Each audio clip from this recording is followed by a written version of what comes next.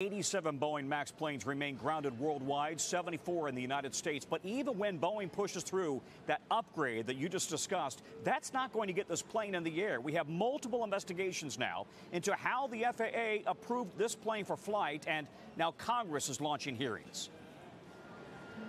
This morning, the relationship between the FAA and Boeing is under intense scrutiny. The FBI, a federal grand jury, Congress, and the DOT Inspector General are now all investigating. Because it's understaffed and underfunded, Congress allowed the FAA to delegate some of its own inspection authority to Boeing itself. The Southwest Airlines Pilots Union, which flies more 737 MAXs than any other U.S. airline, says it too has concerns. Our pilots are aware of the investigations that are ongoing.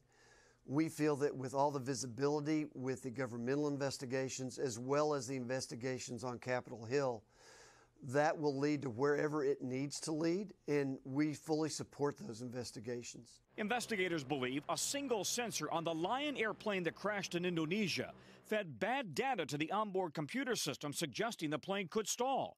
The computer then forced the nose of the plane down as pilots fought to pull it back up.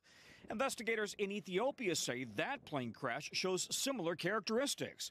But even after 2 fatal crashes in 5 months, U.S. airlines continued to fly the plane until last week. The airlines insist they were looking at hard data, not profit issues. American says during 46,000 flight hours and 18,000 flights, it never experienced similar problems. United says the data showed the plane was safe, and United pilots agreed. The CEO of Southwest says the only real factor that we were thinking about was safety. I think right now both the FAA, Boeing, and possibly even the United States as a world leader in aviation have all taken a hit, credibility-wise and reputation-wise. Boeing under scrutiny for last week's crash in Ethiopia that killed 157, and last October's crash in Indonesia that killed all of the 189 people on board.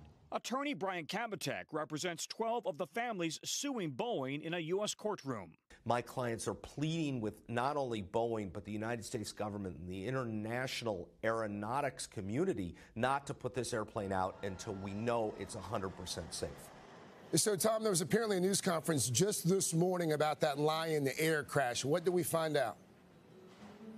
Yeah, it's in Indonesia, and Indonesian authorities are saying they actually went to the FAA and to Boeing. They went into a simulator to recreate that doomed flight to figure out what was going on. They also acknowledge, yes, as we reported yesterday, the pilots were so confused about what was happening, they actually were pulling out a pilot's flight manual to look for answers.